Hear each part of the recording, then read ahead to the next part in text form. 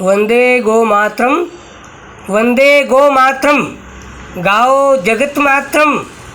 गाय ही जगत की माता है। गाय माता ही देवी देवताओं की इष्ट देवी है। लेकिन गाय माता का हम लोग अपमान करते हैं। पूरे देश के अंदर अपमान करते हैं। पूजा पाठ करते तो घर में है, लेकिन गाय माता का अपमान करते हैं।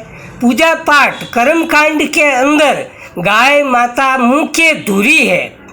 पूजा पाठ और कर्म कांड जो विषय है, कर्म कांड के अंदर जितने भी हम देवी देवताओं की पूजा करते हैं, नवग्रह आदि सारे देवी देवताओं की पूजा तो करते हैं, लेकिन गाय माता को कटवाने के लिए बूचड़ खाने भेज देते हैं। गाय माता को घर से निकाल देते हैं बाहर, तो दिन भर गौ माताएं लट खाती है, मार खाती है। कोई लोग कुल्हाड़ी से मारते हैं। गौ माताएं सड़कों पर एक्सीडेंट से भी मरती है। तो ये सारा जो मामला है ना, गौ माता दुखी होने के कारण पूजा पाठ अपने सिद्ध नहीं होते। ये पक्की बात है। आप चाहे कितनी भी हनुमान चालीसा पढ़ लेना, आपके घर में अगर कन्या बड़ी हो गई हो, 30 साल की हो गई हो, 35 साल की हो गई हो, और आप कितने भी पूजा पाठ करा लेना, आपके कन्या का विवाह नहीं होता, लड़के का विवाह भी नहीं होता है। 40 35 साल के 50 साल के भी लड़के कंवारे बैठे हैं और घर में पूजा पाठ करने के बाद भी विवाह नहीं हो रहा है। कारण यही है, मुख्य कारण यही है। नवग्रह देवी देवता भी रूठ गए।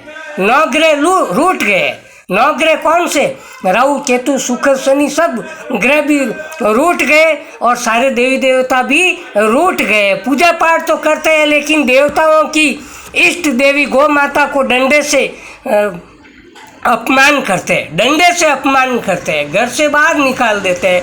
गौ माताएं कचरा खाती है, दिन भर कचरा खाती है, दिन भर मार खाती है, और फिर कसाई पकड़ करके कत्ल खाने में ले जाते हैं। तस्कर गायों को कत्ल खाने में ले जाते हैं और अपन घर में देवी देवताओं को अगरबत्ती धूप करते हैं।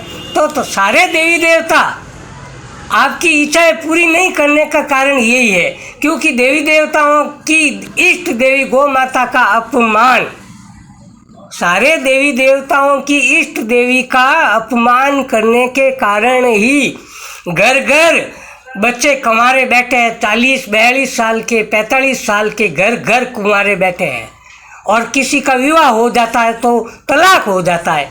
तलाक की संख्या भी 50% है। भारत के अंदर तलाक की संख्या भी 50% है। 100 में से 50% बच्चों के तलाक हो जाते हैं। ये मैं सही बात बता देता हूँ, क्योंकि गाय माता का अपमान करने के कारण ही ये हो रहा है। ये बात मैं झूठी नहीं कह रहा हूँ, सच्ची कह रहा हूँ। हाँ, सच्ची कह रहा हूँ, बिल्कुल।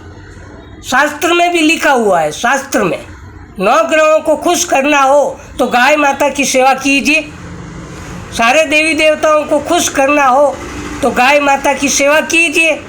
आप डायरेक्ट देवी देवताओं की सेवा करते हैं, डायरेक्ट गाय माता को छोड़ करके। गाय माता को छोड़ो मत, गाय माता के हिस्सा 5%, 10% गाय माता का हिस्सा निकाल करके पूजा पाठ कीजिए। आपके पूजा पाठ सिद्ध होंगे, आपके पूजा पाठ फलेंगे, और घर बच्चों का विवाह भी आसानी से होगा, और तलाक भी नहीं होगा। पक्की बात बताता हूँ। गाय माता की शरण जाकर सेवा कीजिए, गौ माता की शरण जाकर सेवा कीजिए, फिर देख लेना सारे काम बनेंगे। झूठ थोड़ा ही बोलता हूँ। जय गौ माता, जय गौ माता।